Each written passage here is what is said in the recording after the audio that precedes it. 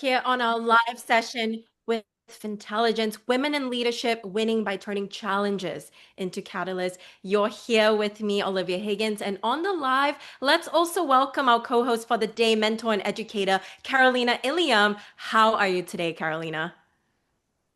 Hi, Olivia. Good morning. I'm fine. Thank you so much. Hi, everybody. I'm Carolina. I'm a mentor and educator focused on leadership and learning and meaningful changes. And I'm very glad to be co-moderating this conversation today with you, Olivia. Thank you so much. Perfect, Carolina. Looking forward to the conversations that we're about to have today, especially for such an important topic. Now, a short intro on me. I'm Olivia, and I'm a global fintech personality and mentor based in Singapore at the moment. I was also Miss Singapore 2023, and I advocate daily on the importance of financial literacy and also empowering my global audiences on any scale with credible and relevant subjects. Now, we are very excited to have you here with us because we have a great lineup for you. Now, once again, for those of you who had just joined us, you're here with Fintelligence Women in Leadership, Winning by Turning Challenges into Catalyst. Now, thank you so much for submitting your questions beforehand. And if you have any more questions throughout the entire session, please join in the discussions because we want this to be a two-way conversation as you learn with us and with the incredible women that we have on our panel today. So submit your questions in the chat box and we'll continue to keep the discussions alive. With that, let's welcome on the live our panelists for the day. We have Mushira Onizat, who is a PhD public policy strategist from Jordan and also a WEF ambassador. And then second, we've got Shati Hussein, who is the VP investment banker, mentor, UN Women for UK. And of course, Zara Salman, who is the strategy director for TBCME Dubai and also development consultant and policy analyst. Welcome to the show, ladies. Tell us about yourselves. Mushira? Okay, thank you so much. Hello, everyone, and thank you for having me. My name is Dr. Mushira Anizat, and I am a public policy strategist and reform leader based in Jordan. I currently serve as the organizational culture and change component lead at the Prime Ministry of Jordan, where I oversee more than 20 government reform projects, many in partnership with international organizations.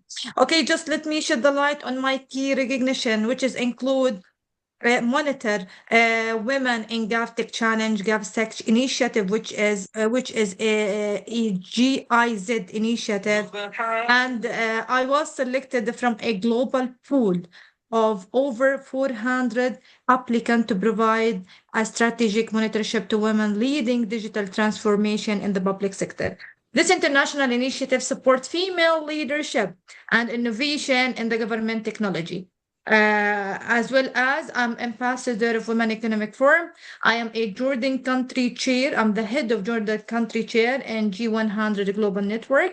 I have pleasure to be nominated among Asian 100 powerful and raising women leadership 20 and 23. Finally, over the past 15 years old, I've worked across governmental, international development, and academic with a strong focus on institutional transformation, youth empowerment, and building agile, citizen-centered public service. I'm passionate about helping women raise in leadership by transforming challenge into strategic impact. I'm truly honored to be part of this conversation today. Thank you. Powerful, Mushira. Thank you so much. Shati? Hello, everyone. It's a pleasure to be here, and thank you for the invite for intelligence. And hello, my name is Shati Hussain. I have over 15 years of experience gained from banking, consultancy, and regulation, and I'm currently a vice president at a global investment bank. I've dedicated myself in creating a healthier and a more inclusive workplace, and I've had the privilege to mentor many colleagues inside and outside of work, and also creating employee resource group where people can bring their whole self to work.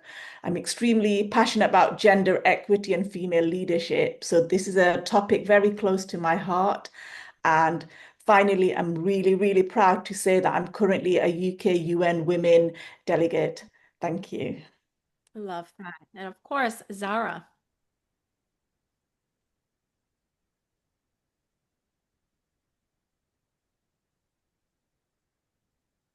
Hi, Zara.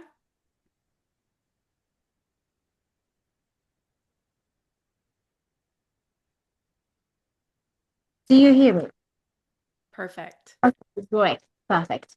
Well, my name is Era Salman. I'm a transformer leader and I actually changed jobs between the events. So now I'm a sales challenge director in AI and Bitcoin and any coins really. So a new era for me.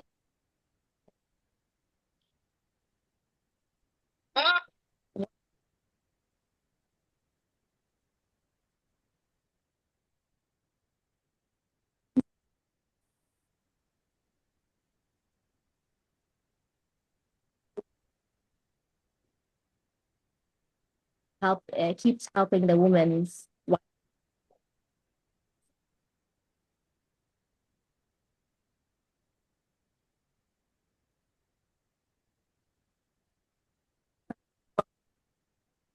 break what has Thank you so much for the intro. I believe there might be a bit of an audio technical issue, slightly, because we're getting some feedback at the moment, but I think it's okay. Thank you so much for that introduction. Now, Carolina, my co-host, I mean, the topic of today, a highly relevant and crucial one, right? Because, we're in times of volatility. There's so many changes going on, and uncertainty. Now, what are your initial thoughts about that before we go into the first question? Well, so first, it's an honor to be here. And uh, we need to, we got a different position today. So Mm, we have leaders and we have people talking about their background. And uh, we need to have this background and we need to have this mhm, posture of different people that we have here today to show that leadership is also for everybody. And mhm. we are also here to show what our power can be. Love that. Yes, really important. And again, if you have any questions, please feel free to submit them as we want this to be an engaging conversation with everyone. Now, first question, open to the floor. What is one good way to turn a work problem into a great opportunity or chance to learn? Okay, I please, don't, could you allow me to just give a quick answer? Okay, let me just shed light on one of the most important key that a mindset shift is a key. So instead of asking always, why did this happen? We Mm, can ask, what can I learn here? So every challenge is a chance to improve systems, sharpen leadership, and build resilience. So, and let me shed the light on a public sector reform. In a mm. public sector reform, I've learned that problems often uncover innovation, and we would not have explored otherwise. So, this is the answer. Mm. Really important. Now, anyone would like to add on anything to what Mushira said? yeah, if I may add, so I always think, how can you turn a problem into an opportunity? I always practice taking a step back. So trying to understand what is this problem trying to teach me? And especially in my field of work, working in the financial sector, you're always going to uncover things that you don't expect. And I found that the most uncomfortable ones were often disguised as growth opportunities. Mhm. So just take a step back and look at the root cause of it and then consult others. And main thing is what we can do is to create a lessons learned from it. And in the process, you end up building relationships and strengthening the control environment that you're in. Hmm. That kind of reminds me of a quote that I actually read recently. People are saying, doors are closing in front of you. It doesn't mean that the opportunity is lost. It's about looking for another door and trying to open it Yes. yourself. And very Sure. powerful what you just shared. Next question, Carolina. So I think this one is going to complete what we are saying now. But talking about posture, how can a leader stay calm and tackle situations when things go wrong? Shati, would you please? Yeah, no, thank you, Carolina. So I think for me, staying calm is the key thing. focus on, what you can control, creating that psychological safety with your team, and to take a step back and see what the problem is. So making people feel safe so they can focus on the solution and then create a plan once they feel that they're comfortable with it. But don't panic. I think panic is something not to do because being calm is contagious. Okay, also, I would Mushira. like just, if you give me just 1 minute, I completely agree with Shati, because a leader stays calm by focusing on what they can control: clarity, communication, and emotional tone. So in moment of uncertainty, your calm becomes the team confidence. I always remind myself leadership is not about reaction, but about responding with intention. Take a breath, assess the fact, and lead with both steadiness and empathy. So that's how you turn pressure into progress. I totally agree with you guys. I would say that, to be honest, for me, has been trying to focus on the bigger picture. And I lead a team with very young people, I would say, like Gen Zs. So I always try to include them with my decisions, see what they think. Because in the end, I'm a human being. Just because I have a title they do not have, they might see stuff that I haven't been seeing. So I usually, what I do when I have a tackle and I have an obstacle, if it's not major, I usually include them, like, guys, what would you do? What do you think? But before that, I have a solution to it. But if their solution is better than mine, we will keep take it as a team. For me, leadership is really a team building strategy all the way through, especially with the new generations, which I'm a part of. I know it's really ironic that I talk about Gen Zs and I myself am a Gen Z. But yeah, Thank you for sharing that. Amazing. Yeah, I mean, Carolina, I mean, just additional thoughts, that really alludes to, for example, in the sports space, right? So as an athlete myself, I see that a lot when we have uncertainty and things that just get thrown in our way. And like you Yeah. mentioned, it's about not just the strategy component, but also the discipline over motivation. And that alludes back to your emotion point, right? Being able to control that, but sticking to the plan and also strategizing and leading them with our own strength. And I think that's really important. Thank you so much for bringing that up. Carolina, any additional thoughts before we move on to the next question? No, I think that's it. But I believe that staying calm doesn't mean just staying quiet. It Mm. means using clarity, how to deal with the situations that we've been through. But perfect. Thank you so much, Olivia. Back to you. Yeah, so the next question, and I'm sure some of you have heard a little bit from Shati's point of view on this turning, the challenges into opportunities. I think we briefly touched on that. But the next question we have is really, what is the first thing to do after taking on a challenging new role, which sometimes seems to be more challenging in real life than what we expect. For example, we get written job descriptions, right, of the brief, and it's completely different from reality. What are your thoughts on that? may I come in here because I just changed positions and roles in a different sector that I would never thought about a million years I would go in, which is in AI and financial, like Coinbase and well, data trade bases. So I would say for me, it has been to listen to the people already there. Mm. I came in as a position directly as a director. So it took me a while to understand the culture. It took me a while to understand what my team actually needed. So for me, for the past 3 weeks, I really, really focused on getting along and networking with my team, especially, and then later on with the higher ups. Because although I do have managers as well, and I need to report everything, my team is the base of everything, to be honest, especially that I'm a newcomer to them, and in the end, I'm a woman. I'm the only woman in my company right now, and I'm quite young. So it took them a while to actually to take a step back and first of all listen to me, and number two to give me that the things they needed from me. So now that I have changed jobs in a different field I ever thought for, I feel like listening to the team and networking with them, coming close to them, of course, with all respect, like manners, and like you need to have some limits. But listening to them could really give you insights that you would take so much before you getting into those insights. Mm-hmm. Okay, congratulations, Zara. We have the same thoughts. Okay, I totally agree also with Zara. She's absolutely true. The first thing we do is listen, listen, listen actively and internationally.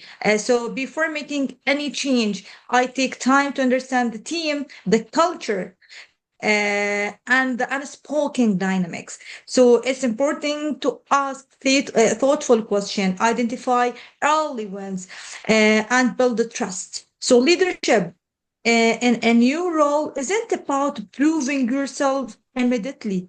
It is Mm-hmm. about earning alignment and creating a shared vision for the success.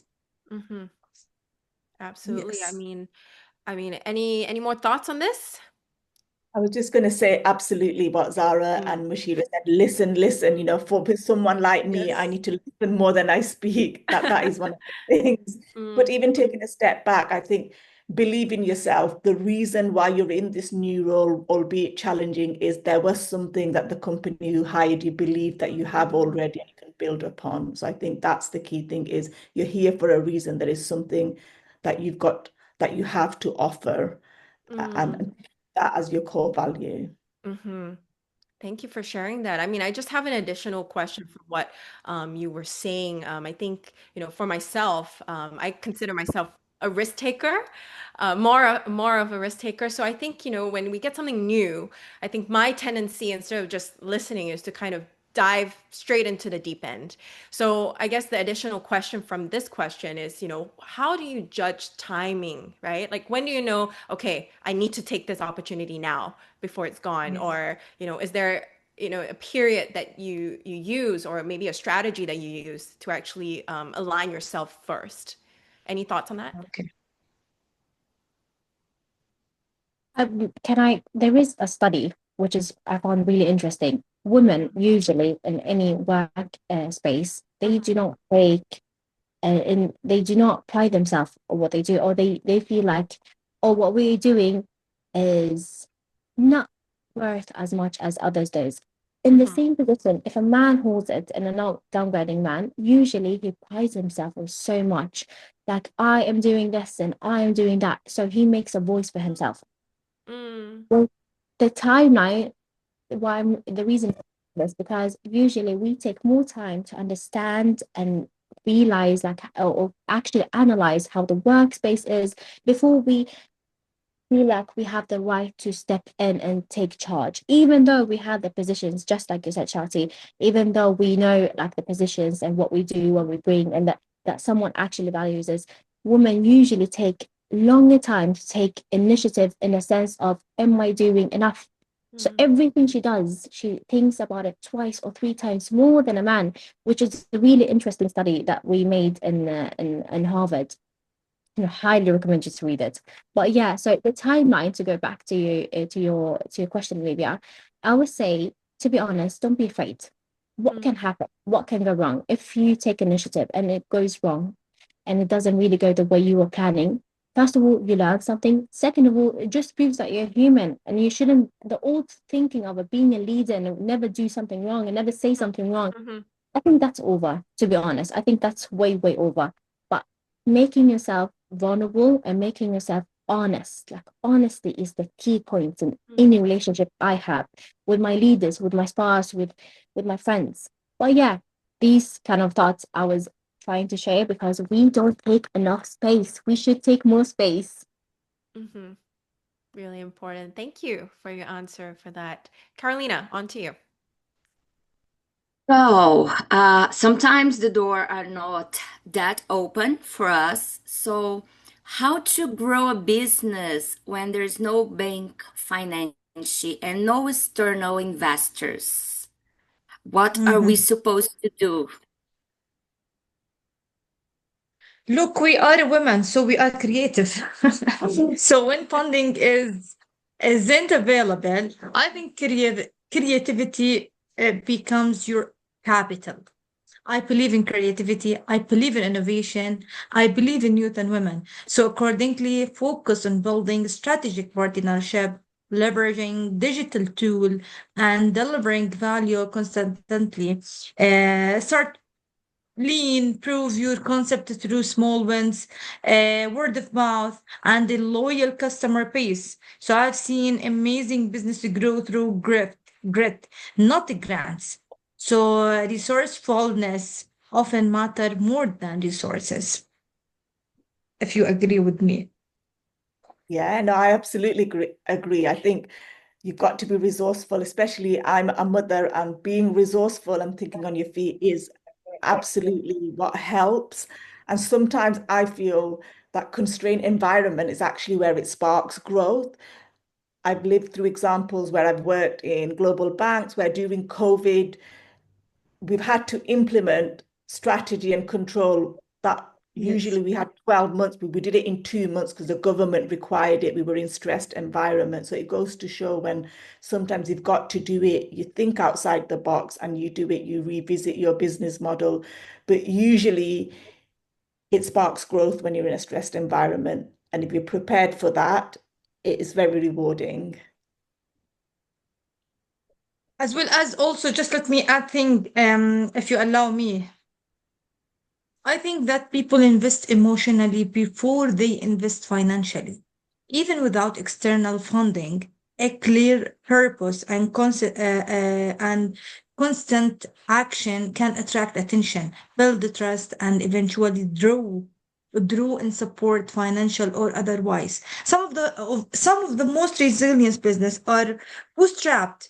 It's not easy, but it often leads to stronger, more agile foundations. I would also say don't be afraid of asking.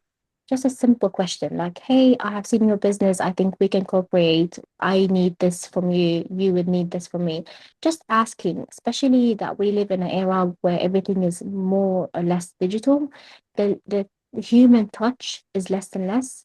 So if I can benefit you and if I see any way I can benefit you and I can gain from you, don't be afraid and be honest. Like, hey, I have seen your product, I've seen your service. I think we could be great partners. This is what I want from you. This is why are you into it? You know, the old traditional way, knocking doors and in traditional way having conversations. I think that goes a long way, especially as women, because it's really rare to see a woman ask for her rights, ask for her status. So do it. I usually I work right now as a sales channels director. So my job is really to make partnership and they get really surprised when I just go for it. Listen, you have something I needed, I have something you wanted, so let's make a deal. In that sense, makes life so much easier. And I've won a lot of portfolios from that strategy, I would say. Mhm. Great. Thank you so much, girls. Olivia, it's up to you. Thank you. So I think the last point, right, about asking, I think that's something also I resonate with, right? And I always get told, what's the worst that could happen, right? The worst is you get rejected, but you got to shoot your shot. And I think that's really important. And that also takes me to my next question because we got some audience members that want to know, from an entrepreneurship level, right? Like just going for it. Should entrepreneurs take enough mentorship and coaching before raising funds and growing their businesses? I think this is quite a balancing act question. So would love to know your thoughts on this based on your experience. Who would like to take this question? If I may go first, I think mentorship is very close to my heart. It's one of the Hmm. things that Hmm. I'm really passionate about, and I believe in it.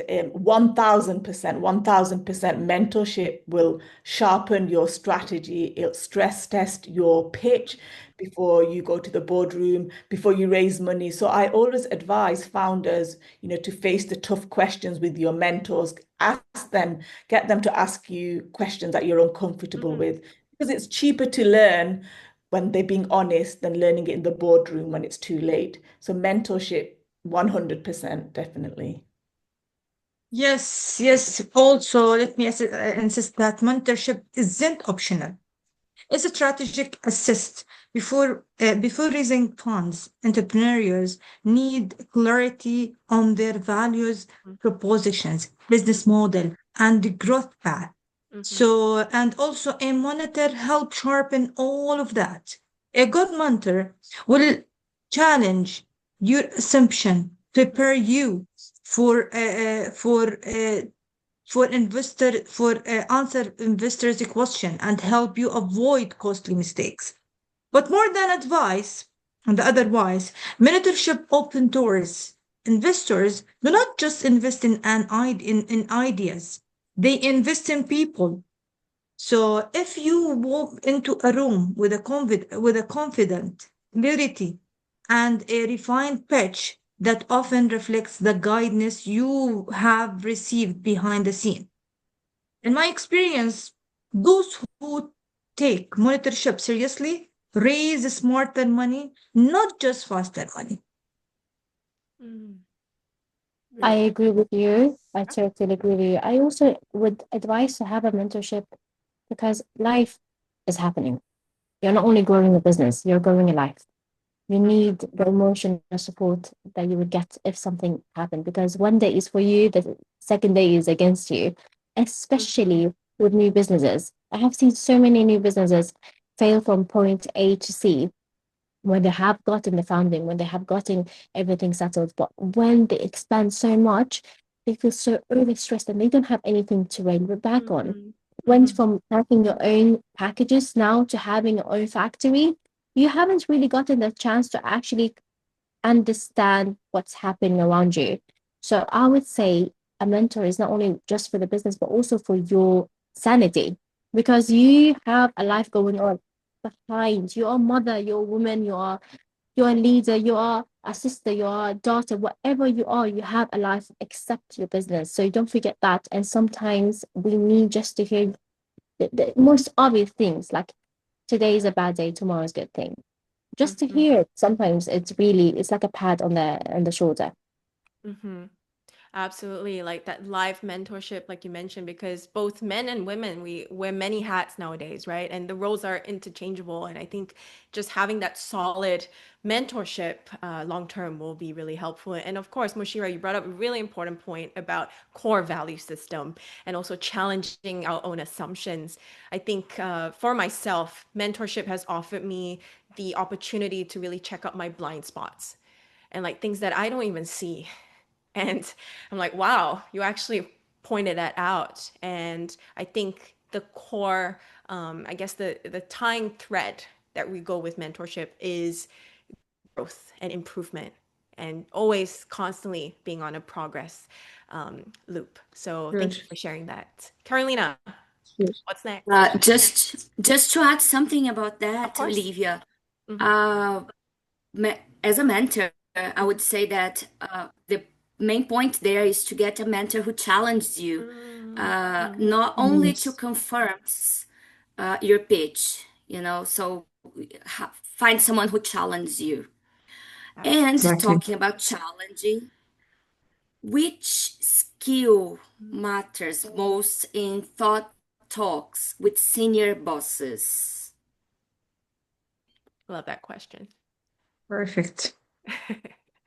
Think if I go first, so which skill matters? I think it's what I call it as emotional regulation. Mm-hmm. And going back to, I think my favorite word today is staying calm. So if you have that emotional IQ, you can read the room and see which way you should approach and what the language you should use, and anchor that with fact. So you can deliver a hard message, but it's how you say it, even if it's hard to hear. You're able to read it, understand it. Some people require it in an empathetic way, some people require it in a firmer way, but the message is still the same. And that's a key skill, seeing that human connection and how people relate to you the most. Perfect. Yes. Be confident. You being confident, it's all the same inside. Being confident. I think Zara's voice is disconnecting. Can you hear me better now? Perfect. Yes, perfect. Yes. Ah, I was saying confidence. Whatever you're saying, if you have the right confidence in it, there is a majority of people that will trust you and be on you. Be confident, but have your core values. Am I doing the same thing? And as well, have some empathy. Like things can go wrong, life can go inside of work, but being confident, especially as a woman, will put you on a leverage because you're so confident, it's impossible to make you wrong. Whatever you're saying, if you have with the right tone in it and being confident, even your boss and even your managers will say, you know what, maybe Olivia knows best. Maybe Shanti has a better insight than us. So for women to be confident in this age and in these positions, we're talking about a bit higher or entrepreneurs, confidence is key. And of course, being calm, as Shanti said, me personally, I'm not a calm person, but I have realized if I'm not calm, everything goes down. Right. Yes. So, Olivia, please. Right. The 2 points, right? Calmness, confidence. And I think that's something I also see as a recurring trend, especially with younger women. So, as part of my Miss Singapore work, I also speak to younger girls, right? In my high school, for example. And one time I actually had a question on that. How do I even build confidence? So I think that is a key value that, people on the show right now, I think that's something we can continue to build. And I think that leads me to my next question. How can someone then show strength, but then kindness at the same time? I mean, sometimes they're not mutually exclusive, but I think it's really about how can we manage the yin and the yang, right? When we're having these conversations. Who will ask the question?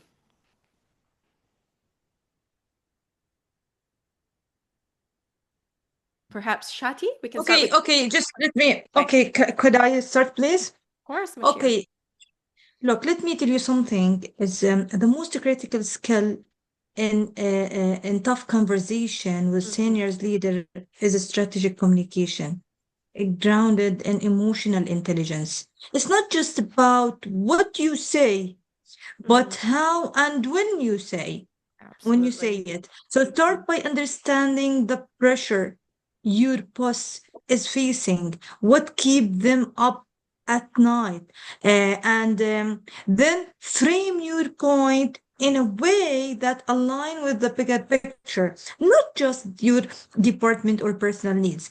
So let me just shed the light on my previous experience working with ministers and high level decision makers.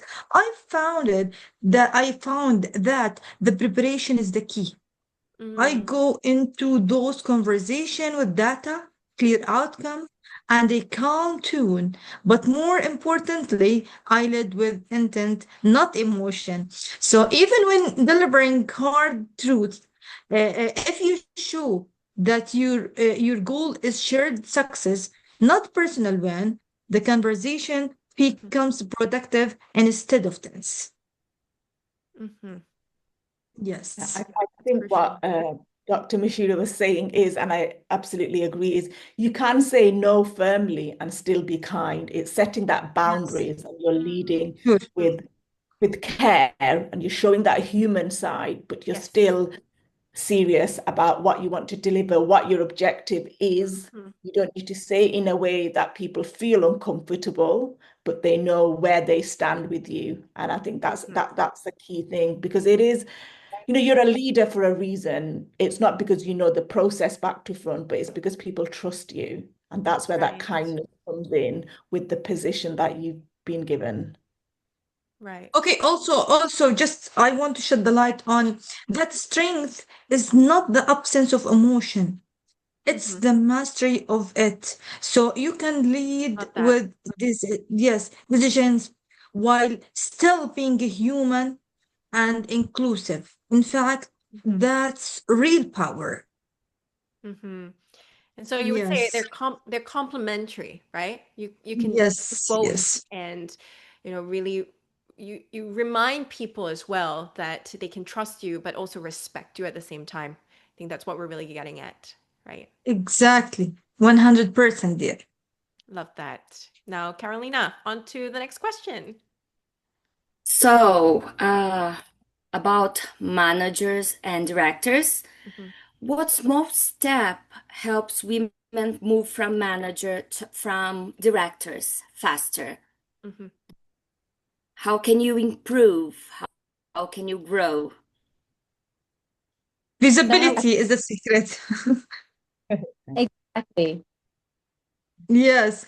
So I think in my opinion, one small but powerful step is learning to speak the language of strategy, not just execution. So as manager, we often focus on tasks and outcomes, but directors are expected to think in terms of impact alignment and institutional value.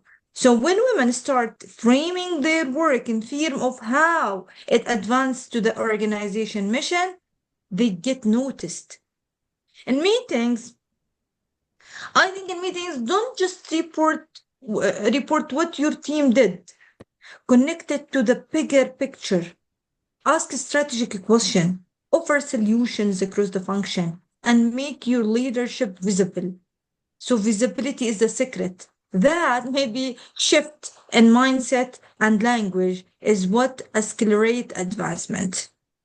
And also, yani, if you agree with me, Yeah, no, I absolutely agree. And I'm coming from a corporate background, especially near those titles, managers and directors. It's exactly what Dr. Mashiri said, is visibility. And there's something that I always practice and I've learned throughout my career. If people are familiar with it, it's called the PI model. So it's performance, image, and exposure. So performance is a exactly. commodity, but you Yes, yes. surprised it's only 10%. Image and exposure make up the rest of the 90% of it. So that's how much you've got to absolutely nail your job, what you need to do, but start performing the role before you're already in it. And don't underestimate communicating to your manager. If Zara or Olivia don't know that I want to become a director, but I keep working at it, then there's no way my manager's going to know if Olivia was my manager. So I need to communicate that, tell my manager, tell my leader what my ambitions are and operate in that level already. And that's a big thing.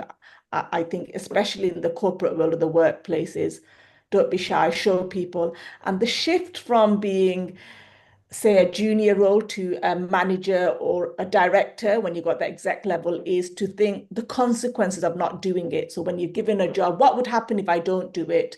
How would it affect my team? Think strategically. Yes, Why not? perfect. What would be wrong? That's the difference between somebody doing a great job but somebody doing an outstanding job because they're Hmm. thinking, if I don't do this, what would happen as a result? Hmm. Totally Exactly. agree with you. I worked in one project which was with Kuwaiti government, where we had a project to empower women and with working within the government. One major issue I saw, I never thought in my life I would say, because I come from a background where women and men are quite equal. I'm from Sweden, so equality is like a very common sense over there. One thing that I saw that women were so great, they were so dedicated to the work. They made accomplishment that I have not seen directors do, but they were shy and they didn't advocate themselves. They were thinking even the things that they did major, they was, oh, don't worry about it. I just did my job. No, you did not just do your job. You were amazing at your job. You did more than expected. Please take the light, take it and showcase whatever small thing you do. If it's good, please say it. No one will tell you you are doing good. Usually in a workspace, people usually don't come and tell you, oh, you have done a great job. Usually they come and blame you. Listen, you didn't do the report good. So you hear the negative. Showcase your positive. Show that you are not shy. You will take space because usually, and now I'll go back to the study from Harvard, 3 times a woman works 3 times harder in her life to get the same positions as a man just because they were showing that they were available and they did amazing. Although the work was literally within the work description. So yeah, I truly, truly really believe in showing everything. I go around to my managers, to my CEO all the time. Like, did you know? Did you see what I did? I made a shift. Did you see what I did? At this point, I think it's a joke in my office. Like, oh, please don't let Sarah know she is amazing. Oh, please.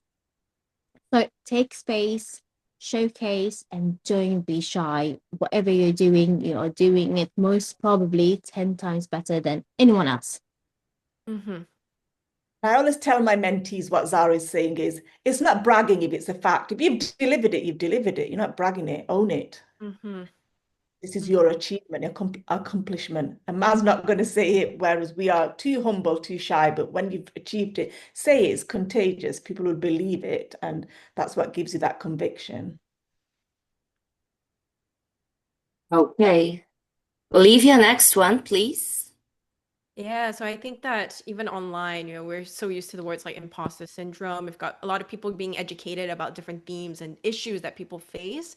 But I think what you mentioned, especially Shati, is like showing up as the person you want to be every day and then just becoming that eventually. I think that really resonated with me. So thank you for sharing that. I'm just going to pause here for a second because we have a question from Adeline that's come in. And I think it's quite relevant to what you shared. So thank you all. Thank you for sharing. Now, the question is, leadership often comes with moments of doubt or failure. Can you share a time when you struggled and what really helped you push through it? I think failure is labeling it as a failure. It's not a lessons learned, and it comes all the time. And I think that's what comes as a self-doubt when you think, have I failed or have I done nothing? And I think that's changing that mindset. It's not a failure, it's a lesson. And it ties in with the theme of all the questions that we're having. And Mm-hmm. how I dealt with that was having a mentor. This is absolutely, it goes back to whether it's in the workplace, as a funder, whatever role, whatever guys your mentor turns up is my mentor.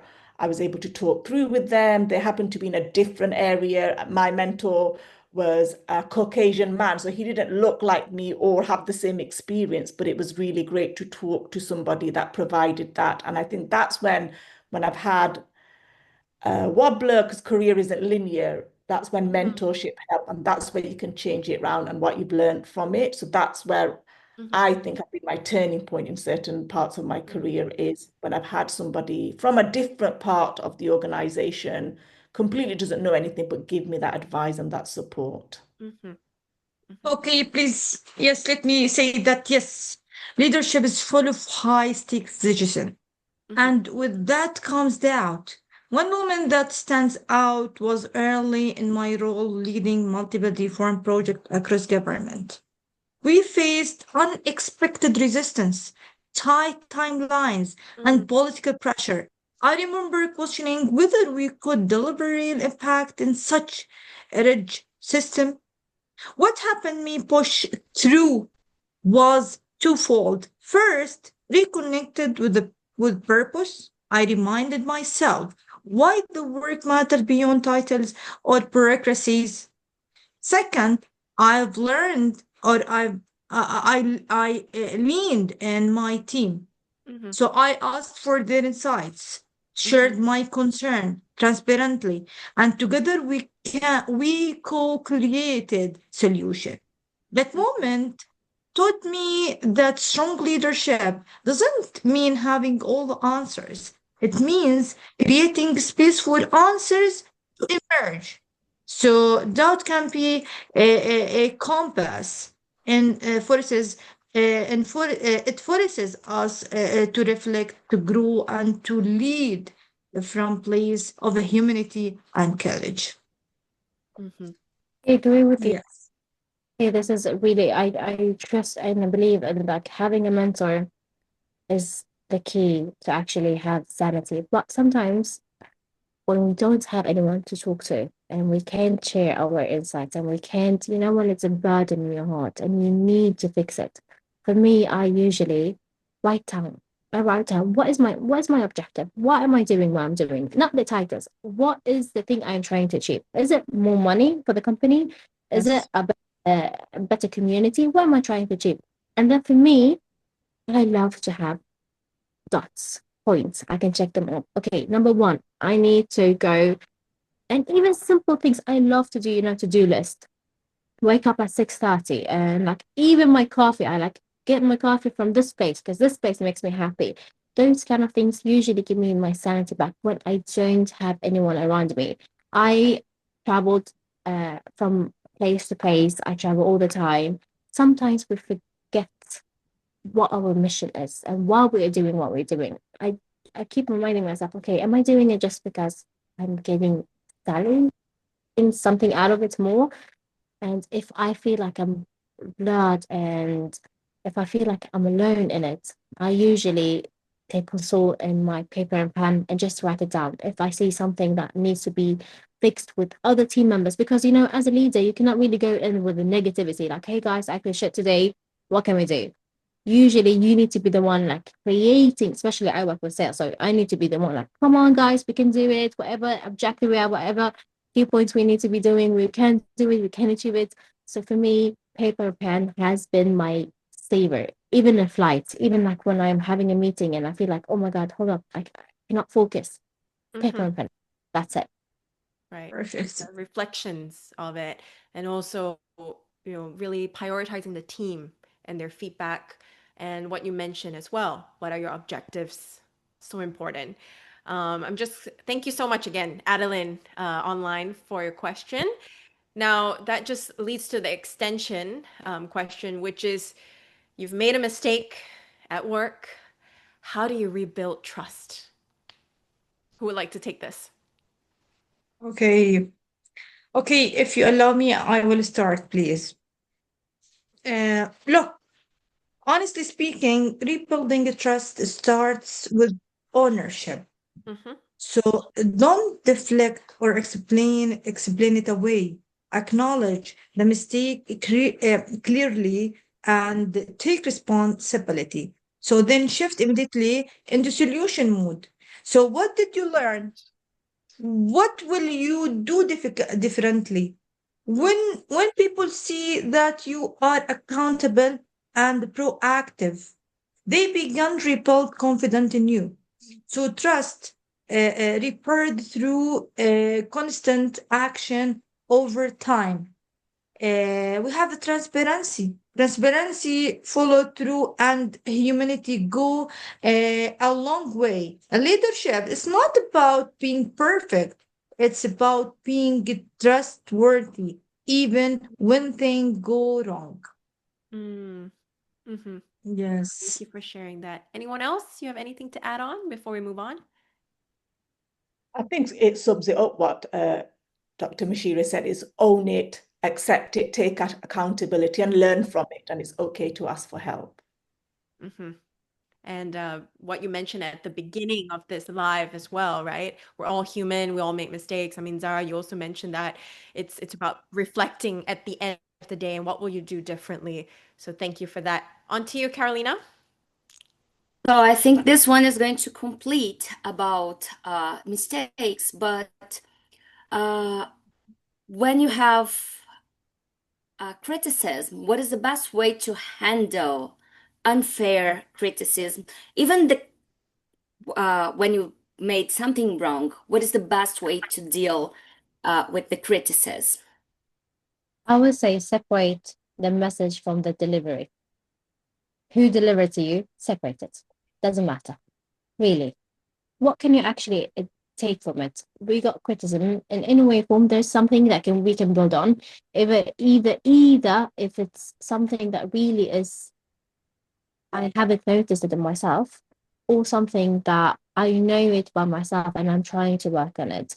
But separating from the delivery person, the person that came and gave you the feedback, good or bad, and trying to get the action message. Is it something I can work on? Is it something that really doesn't mean anything? Is it just envy? Is it just, to be honest, I'm so sorry, but bullshit? A lot of times people come to you with total bullshit. Take it away. Think about the message. Can I actually leverage it? Can I do something for it myself? Is this a lesson I can be learned? And then later on, focus on delivery. Because usually, when this is saying, you get hurt most from the closest people to you. And that goes also at work because the closest people to you is either your team members or your managers. If your team member says something really, really hurtful for you, don't take it out on them. I have seen so many times that people in leadership positions, they take it out on the team because they said something. I would say no, take it as a positive thing. If it's criticism, take it, do it, be better for yourself, not for anyone else. If it's something that really doesn't resonate and you feel like it's just words, say thank you for it and just move on. It's not the end of the world. You are much better and you know your value in it. So for me, separate it, separate the message from the delivery, really. Okay, for me, I think, okay, could I answer, please? Special. Sure.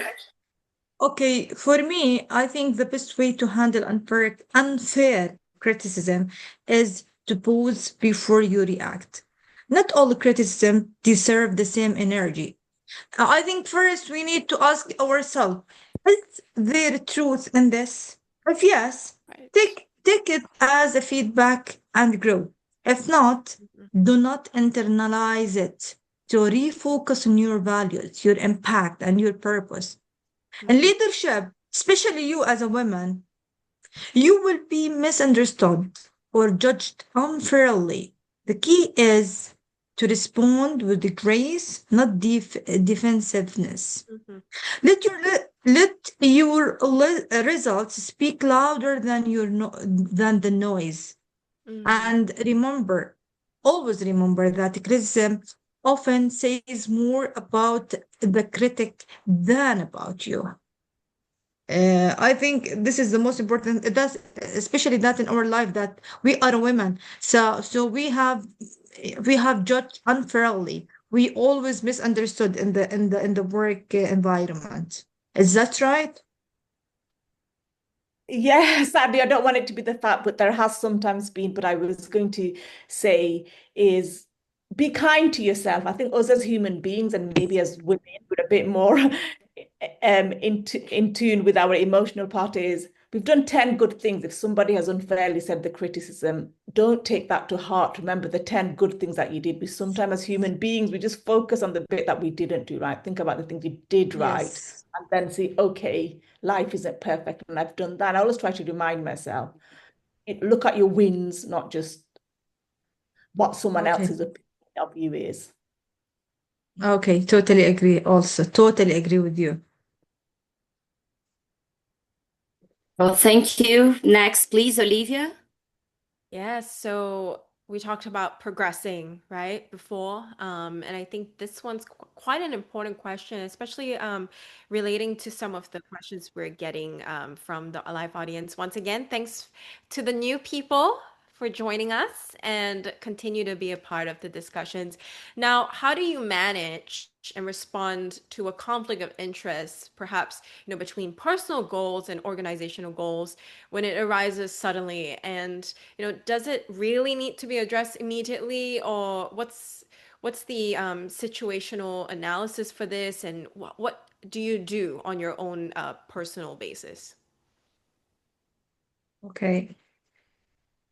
Okay. When personal and organizational goals clash, I think Mhm. the first step is to pause and gain clarity.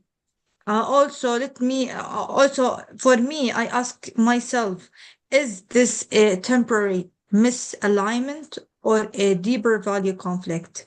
Mhm. If it is a temporary, I try to reframe my personal goals in a way that still support the organizational mission or the organization's missions. It's often possible to find common ground. But Mhm. if the conflict run deeper, honest dialogue is the key. Mhm. Communicate. I try to communicate with my concerns respectfully, Mhm.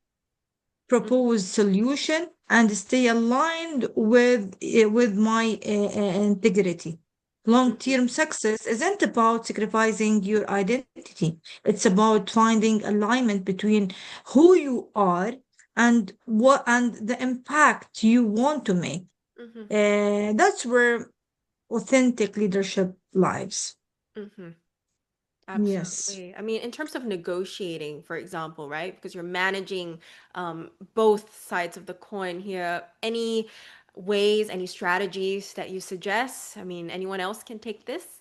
Shati, Zara, As or a yeah, as a leader, I think you're always it's life that conflict is going to arise, and Mhm. sometimes you always have to um, compromise where it's possible. But I say if integrity is on the line, then you need to escalate it transparently. And as a leader, it's Right. really important to create a speak up environment that people are safe and they don't feel that there's going to be a backlash if they speak up. Their medium could be different, whether it's um, anonymously or whether it's speaking to a line manager, but creating that environment. I think that I would say as a leader, and what I've learned is if I feel safe to speak up about it, then that is a key thing. Mm-hmm. Absolutely. Yeah, we got a question here, extender to my question. Now, Kainat, thank you so much for your question. How do you deal with potential toxic employees as a CEO or a leader in general? Like, how do you address that other than transparency and really creating that open door policy within the workspace? Any thoughts on this? Olivia, it's a trendy question. Let me say it's really a trendy question right now. Okay, let me say that dealing with the toxic employees required both the clarity and courage. And as a CEO, your first responsibility is to protect the culture because one toxic person can damage moral, productivity, and the Absolutely. trust across the organization. Yep. I think start by separating behavior from performance. Someone might deliver results, but if their attitude undermines the team, that's a red flag. So Mm, we need to address the issue early and directly. So we need okay. to give a feedback based on observed behavior, not assumptions. So Mm, we need to be firm, fair, and professional, make expectation clear, and offer support for the change. But if toxicity persists and threaten the well-being of the others, you must act decisively. So, tolerating toxic behavior sends the wrong message to the high performance, value-driven team members. mhm, Leadership isn't just about building talent. mhm. It's about protecting the environment where the talent can thrive. So I believe me if I told you this question is a very popular right now and trend and around the world, not in Arab region only. Absolutely. Thank you for your response to that. I think we learned some key learning points right there. Anyone else before we move on? Okay. Carolina, on to you. First of all, we've got a message here. In the top of managerial positions, women are often overlooked, even if they are equally competent as men. So, what to do in this kind of situations if these cultures are present in the company? I think it goes a lot with the Hmm. idea of toxicity. Absolutely. Well, it's a presentation. Like I Yes, Zara. Zara's voice disconnected. Can you hear I me know now? if you have the same problem of hearing her voice. Am I clear? Yes. Now, Okay, Yes, now great. it's clear. I usually do a presentation of myself, what I have accomplished, and I request a meeting with my boss. And I usually tell him, what can I do to get this position, which I did last time. So I know that worked for me. I don't know, but what I usually do. So I prepare files what I have accomplished for the last years, and I prepare files on what they are seeking on. So if a man is actually competing to me with me towards one position, I usually want to have a fair chance. So what I do is I prepare my accomplishments, my knowledge, what I can bring, and I actually sit down with my boss and tell them, listen, I want this position and I will do whatever it takes to take this position. This is what I have done the last year or the last 6 months. And I want you to give me what I need to be doing more than I'm doing right now to actually get this. One, to my clarity. So I don't need to go home and sleep and think like maybe me, maybe him. Is it? I know the culture usually, I've worked with American cultures, and usually and especially in finance, men is more dominating in that area. So for me, it has been very a key to any position I have ever wanted is like giving them, listen, I have done this, I have accomplished this in this amount, and I want this position. Tell me what I need to be doing to get it. Usually, it keeps them thinking, my CEOs, my managers, my directors, keeps them thinking, okay, what am I actually looking for? Am I looking for a man because he's a man? Or am I looking for results because I need results? And after that, I give them a really firm handshake, like a real man does it. I tell them, I know I am the best in this position, and you know that too. Like being confident and giving them actual and providing with them actual data, what you can bring, and you knowing it, you can actually do it. To be honest, even if you do not get it, you have proven yourself that you are more a man than the man himself, because it takes a lot of balls to do it. Yes. I Anything think else?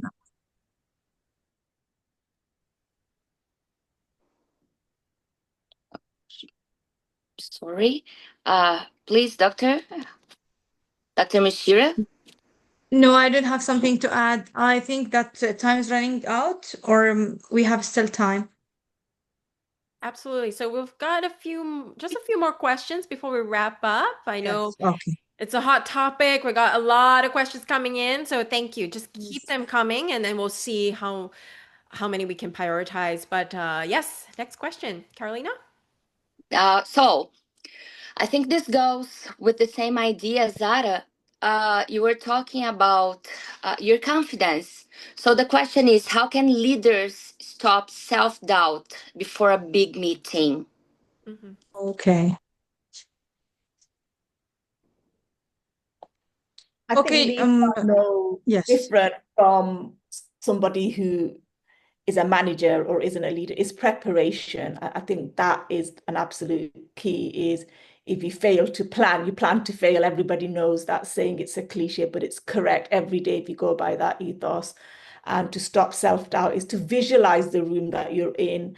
And it goes back to staying calm, take a deep breath, practice what works well for you, whether it means having a cold drink or a hot coffee, but it's preparation. Wherever works for you, everything is different for different people. So where it's in your hand, what's in your control, plan for that. And then whatever's not in your control will happen, but at least you've prepared for it. So that's wherever position or whatever stage you're at with your career, that impacts everyone. And self-doubt happens to the best of us. And that is a normal human feeling. Yes, I agree with Chati, and also let me shed the light on that self-doubt before a big meeting. It's a natural, even for experienced leaders. The key is the preparation and perspective. Before I walk into a high-stake room, I remind myself I am not here by accident. I'm here because I add value. So I prepare not just with fact, but with intention. What's the message I want to leave behind? I also visualize the meetings going well. It's a simple mental shift, but it builds confidence. And finally, I speak to myself the way I would to someone I mentor, with encouragement, not the criticism. So confident isn't the absence of doubt. It's moving forward despite it, grounded in purpose. Amazing. So, Olivia, it's up to you again. Perfect. Yeah, that last point about visualization, I think this really goes into the next question, which is, as you're out there, putting yourself out there after the visualization, after looking at your core values, how then can you execute in networking? So, what is one simple networking tip that each of you can share that really has worked for you in your experience? I think a tip that I would give, and that works for me, Mm-hmm. is that it's quality over quantity. So when you Mm-hmm. go to a when you meet. It's not about how many numbers I could get or how many new connections. It's be curious, remember their name, follow it up, try and be in a room where you want to know about their story and really focusing on it. And that would be the tip. It's that quantity and make it as a relationship, not transactional. But do follow it up. When you get someone's number or detail and you say, I'll do that, often we're like, we're going to do it at the time. It doesn't, but you owe it to yourself. If you've met that few people, it's always good to follow it up as soon as possible because you don't know what it leads to. Mm-hmm. Mashira? I have nothing to add. What about you, Zara? I would say I totally agree with Shanti. A network is much nicer when you do have a person that you know, like asking, yeah, how was your grandma you were talking about in the event? It makes the person close to you very, very easy. And be more friendly. Just be, I usually go and tell my team, be a friend before a business partner. Be a friend, listen to them. Usually you can find more opportunities than you think of by listening to the person and actually taking down, and quality over quantity is much, much easier. I have team members that usually do quantity over quality, but in the end, the results are much less than the quality because it really gives them, like, they'll always remember you, Olivia, for telling them they have nice hair. They will always remember you, Shanti, because you remember the daughter's name or the dog's name. Mm-hmm. These kind of things really, really help, especially in networking and like big events. Right. The details really matter.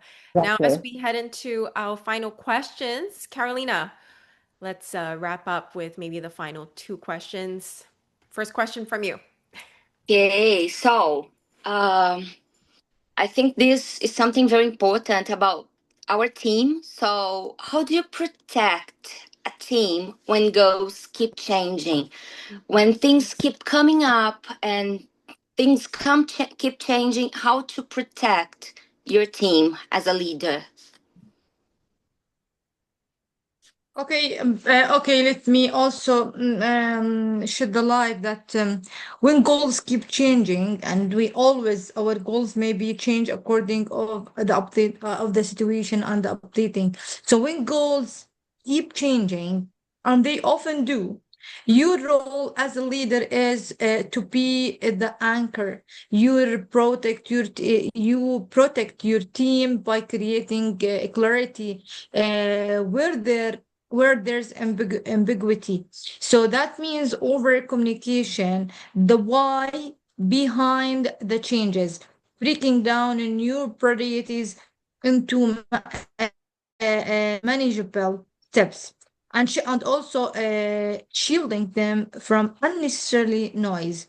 At the same time, we need to keep the team focused on what hasn't changed, like your core values, purpose, and shared commitment. You need to remind them they are not just reacting; they are adapting, and adoption is a strength. So, in fast-moving environments, psychological safety is your greatest assist. Protect that. Protect that, and your team will not only survive challenge, they will grow through it. Mm-hmm. Amazing. Shati, do you have anything else to say about that? Think what Dr. Mashira said is you be that anchor. So things will always change. That's life, part and parcel of it, whichever industry you work in. Adapting is the key. Change, one thing we know constant is change is constant. So that is going to happen. But you being the leader are something that is going to remain unchanged. So communicate, be transparent. So the more you prepare for the things, then the other things that you can't prepare for, you'll be better prepared for it. It goes, it's like a catch Yes. 22 situation. Mm-hmm. Yes, Perfect. for Okay. sure. Okay, Olivia? Yes. So on to our final questions, okay? So what is a quick way to measure progress in a new role? How do you keep yourself in check? Who would like to take this question? And for me, look for three things. Mm-hmm. The first one is trust gain. Mm-hmm. alignment built, and system improved. If you are making invisible thing visible, like culture or clarity, you are progressing. Mm, hmm. Yes. Thank you for that. Shati? Give yourself some milestones. So depending on your Mm, timeline that you say, maybe I want to achieve this in the first 10 days, 10, 50, right. the next 15 days, next 30 days, and keep it fluid so it can change because when you go to somewhere, you don't know what to expect, but Hmm. have those key things that will help you go back to it if you lose track. Hmm. Zara? Okay. think first and shall you summed up everything. I really don't cannot think about it, some of everything. Thank you. Now, Carolina, final question from you. Final question. So, uh, let's imagine someone is stepping into a leadership challenge tomorrow. Hmm. What is the most valuable advice you would give to someone stepping into a leadership challenge? Hmm. What would you tell this person? So important. Hmm. Okay, for me, lead with intentions, Hmm. not just instruction. People all the time follow clarity and vision and purpose. Own your space and remember leadership is not about control, it's about connecting. This is the main important thing. Amazing. Shati? I think for me, leadership is winning the hearts and minds of people. I think that's how you can lead is if you can make people believe in your vision, then that's one of the things that as a new leader is how what makes my team tick Hmm. and who is it and who are they? Do I know them personally and what works best for them?